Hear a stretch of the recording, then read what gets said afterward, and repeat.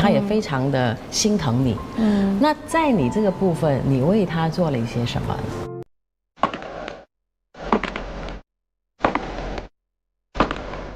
大概没有人不曾问过自己，爱到底是什么？它好像是最简单不过的事情，也可以是最复杂难懂的字眼，让人一直追问下去。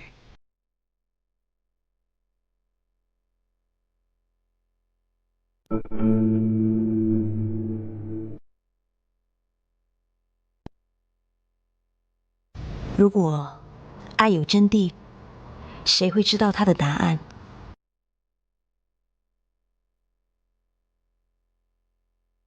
我想，那些歌里唱的，书里写的，大概都不能算数，因为爱不是一个僵硬的概念，而是流动的感受。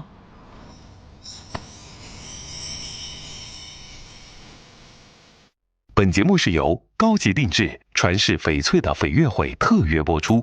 今天很开心，请到杏儿来我们对照机跟我们聊聊天。我很荣幸，谢谢你，谢谢你。因为我看了《演员请就位》，对不对？演员请就位，你的演出我每一次都看。哦，你可以演得这么好哎！你什么时候开始你觉得你会演戏？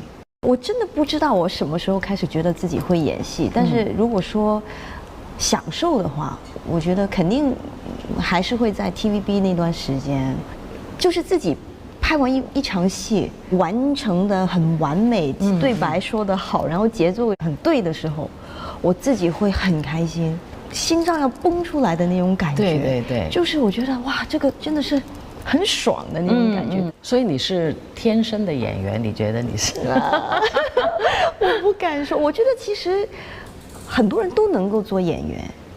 不是啊，不是吗？我觉得演员还是要有天赋，当然通过你后天的努力，你还是可以成为一个很伟大的演员。但是我觉得还是要有先天的条件，就你具备先天的条件，然后再加上你的努力，那你肯定是一个很了不起的演员。那你平常都会观察身边的一些人啊、事啊？会的。很敏感对这些东西。其实我自己算是一个挺感性的人吧，就是我能够把这些环境的感觉啊、感受啊，给到自己一些刺激，就能够幻想自己真的是那个人物，所以入戏就会比较快。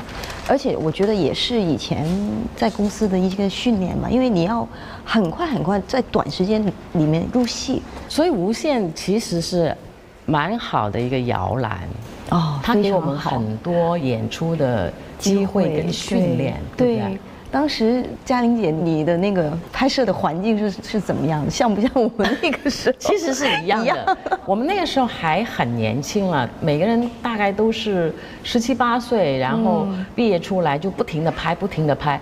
其实也没有学到很多真正的演艺的那些知识。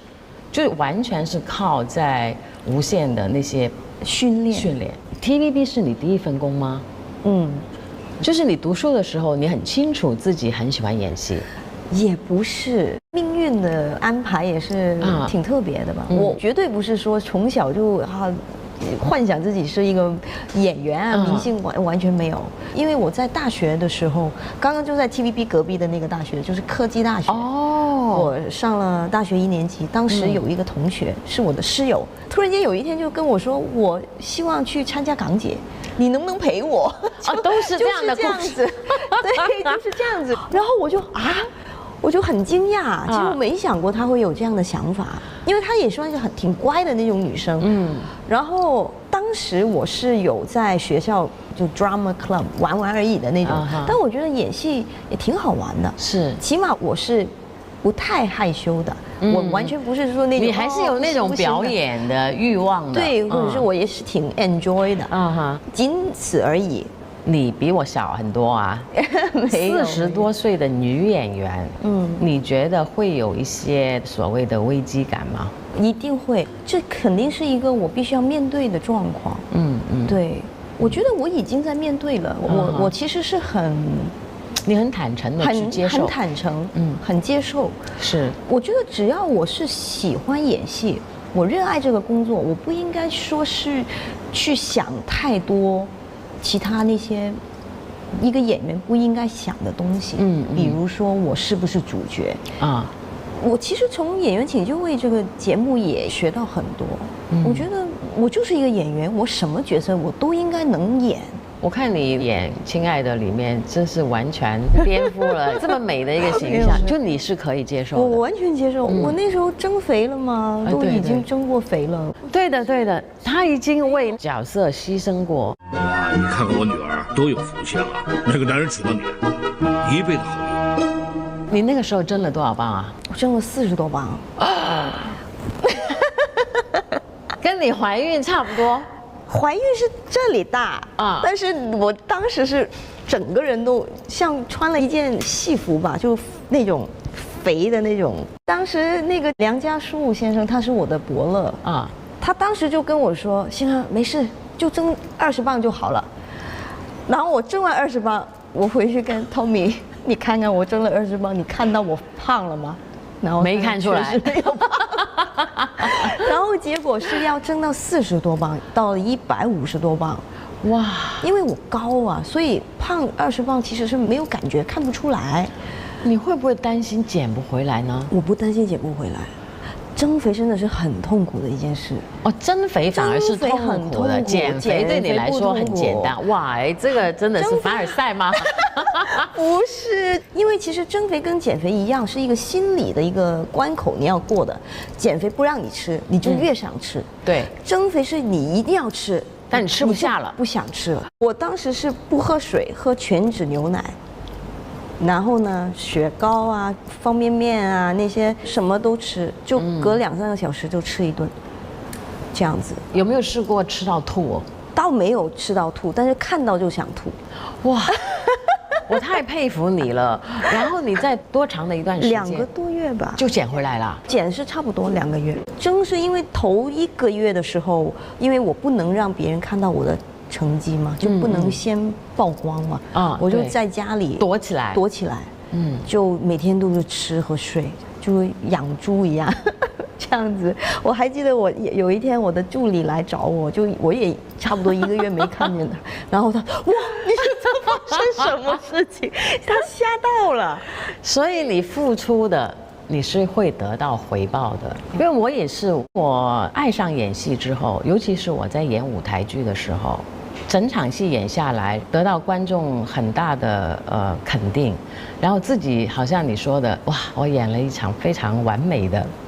零瑕疵的一场戏，就你感觉是非常的兴奋，很有满足感。然后那个时候我就会非常的敬畏跟尊重我自己的职业。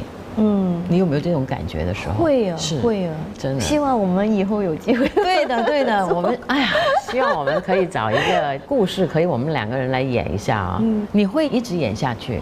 我希望可以啊，像 Lisa 姐，对，她很有追求，对于自己，无论在她的打扮呀，或者是她的工作呀，我觉得她是一个非常值得我去学习的一个前辈。那像嘉玲姐，我肯定你也不是因为赚钱而去继续你这个工作，现在还这么努力去工作，你追求的是什么呢？我追求的是一种快乐，跟满足感。对我来说，我既然找了一份我自己很喜欢的工作，我一定要努力的把它做好。当然，在这个中间你会遇到很多挫败、考验，也有很多享受。我要 try my best， 一定要把它做好。而且我在我的工作当中确实学到很多新的东西，然后也确实收获很大的。我很感恩的。当然，你不停的努力还是很有关系的。我相信你也是啊。你看，你2个月之后，你已经把自己恢复到差不多原来的那个体重了，真很了不起哎。我还要继续努力，还要继续努力。你现在身份也换了啊，结婚啦，生小孩，当妈妈了。你感觉跟以前有什么心态上的一些不一样吗？我觉得是挺不一样的。现在的我觉得是踏实很多，整个人是很稳的，比以前平静。很平静内心。当然也有紧张，或者是有一些时候还是会顾虑啊、焦虑的感觉。这个焦虑来自哪里呢？来自你不知道怎么样分配你的时间。我尽力而为。我觉得每一次别人问我你是怎么去平衡你的工作、你的家庭，每一次我都是说我其实是不容易，我只能够尽力而为。像这一次，我其实才生了孩子2个多月。对啊，你已经完全恢复过来了，还差一点点，还差一点点。但是你说我要把小儿子留在家里，然后带着第2个儿子过来，起码还有1个在身边，可以抱抱，可以看看。是，但是还是心里面是会有很多不舍，对，然后一些牵挂。牵挂呀、不放心啊等等。你老公能够理解吗？我老公真的是一个101分的老公。真的啊，你给他分数这么高啊？他是一个非常非常好的老公，因为他不单是支持我的工作，他还会鼓励我。其实这一次我本来也不希望这么早回来，因为这样就把孩子放下来好像不太好吧。我还是希望可以再照顾他一点啊。因为去年我参加了那个节目啊，他知道我就拿到很好的成绩，但是因为也没想到会拿到那个冠军。当时我其实是怀着孕去上那个节目的。哇，是你胆子还蛮大的哦。其实因为我算过这个时间，就是我到最后，就算比赛结束了以后，其实我的肚子应该还不会显得很明显。那个时候几个月了？4个多月。其实也应该有反应嘞。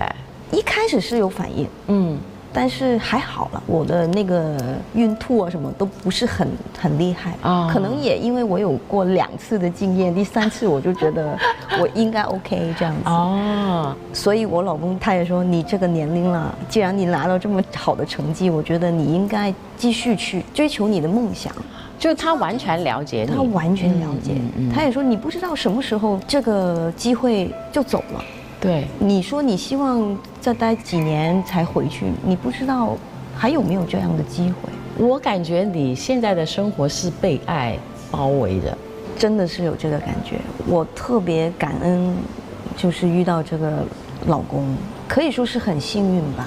因为有时候你要找也不一定找得到。是的，是缘分吧？我觉得在婚姻的生活里面是需要2个人来维护的嘛。我相信他对你非常了解，他也非常的心疼你。那在你这个部分，你为他做了一些什么？我真的有点惭愧。其实我觉得我老公为我做的比我为他做的多。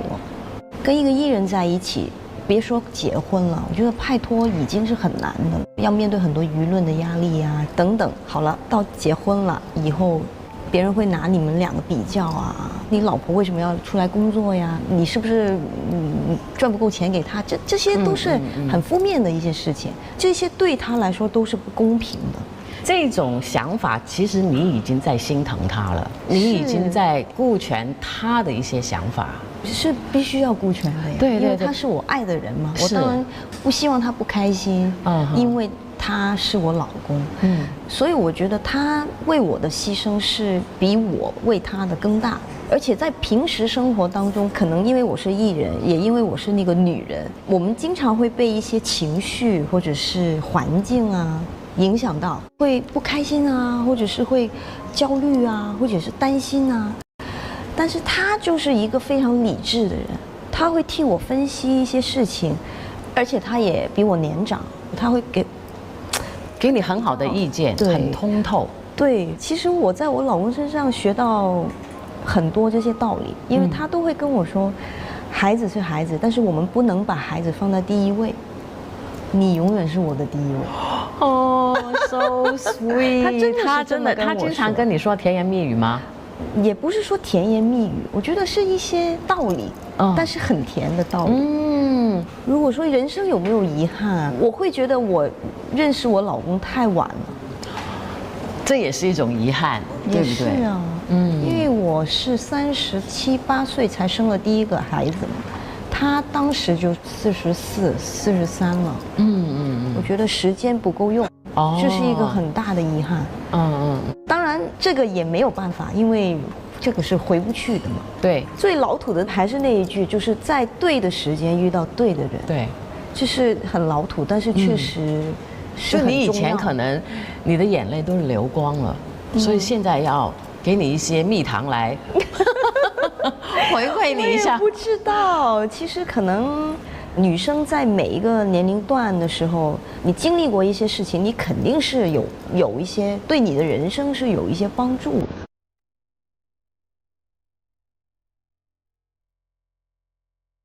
也许我们不需要去相信那些别人口中的真谛，因为每个人都有爱的能力，也因为爱和这个世间所有美好的一样，刻在内心最深处，非得要我们亲自去感受才能拥有，向往着，执着着，成长着。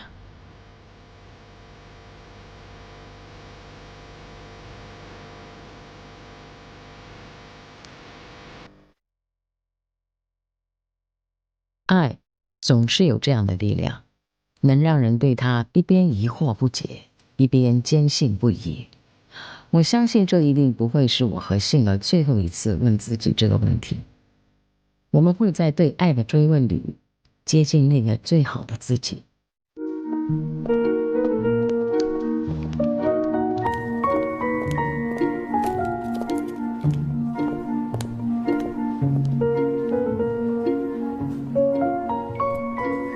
姐，这件感觉怎么样？太夸张了吧？啊？要不您跟我说说，这是要去什么场？战场。战场？我要去打一场家庭保卫战。姐，你可真幽默。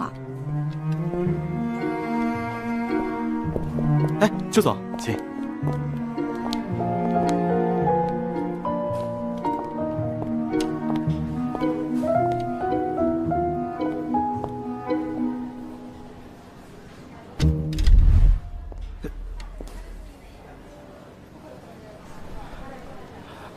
我想是这一件。哎呀，邱总不好意思啊，这个款式啊，店里每个号只来了一件 ，M 号正好在这位女士手里。姐，这件不打折。就一件 M 号啊？啊？来，我试一下。好，让他试吧，不一定合身。哎，要不这边看看我们的新款。一只拇指 M 号吹到了啊！哎，姐，你知道吗？这位邱总挺传奇一个女人。进来讲，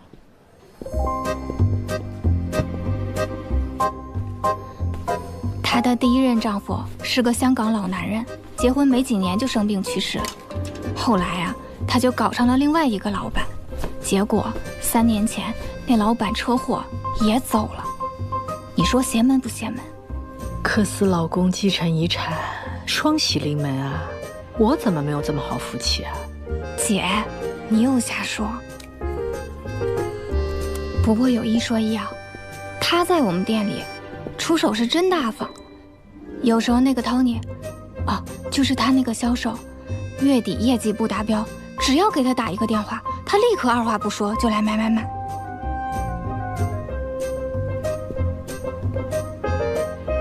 哎呦，邱总，这双在您脚上真的非常好看，这是我们当地的新款，而且是全小样皮的，包裹性特别好，很舒服的。这件确实很衬你，要不就这件。哎，好，来，我来吧。这双有300半吗？哦，我帮你查一下，邱总。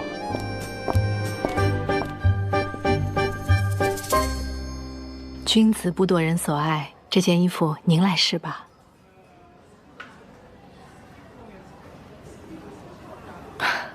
这怎么行？凡事讲个先来后到。您先看上的，我只是恰好先上了手。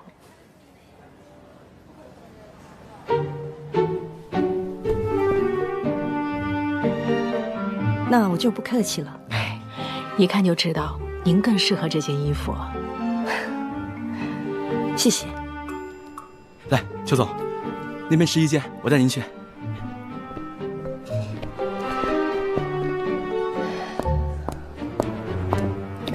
姐，干嘛让给他呀？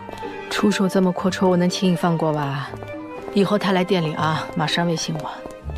啊？只要3次偶遇，我就能让他闭着眼睛跟我买保险。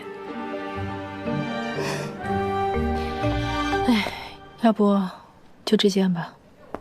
您刚才不说太夸张了吗？战袍嘛，夸张一点也是对的。要不怎么能让对手害怕呢？精辟。那就祝曼妮姐凯旋而归。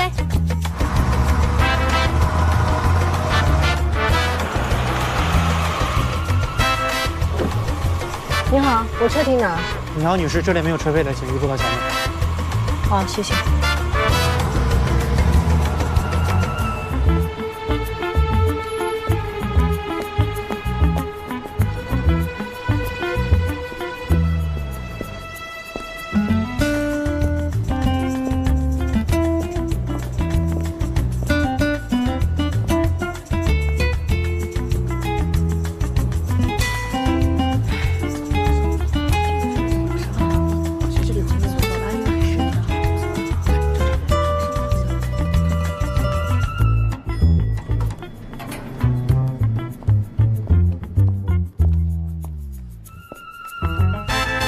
哎，您好，女士，请出示邀请函。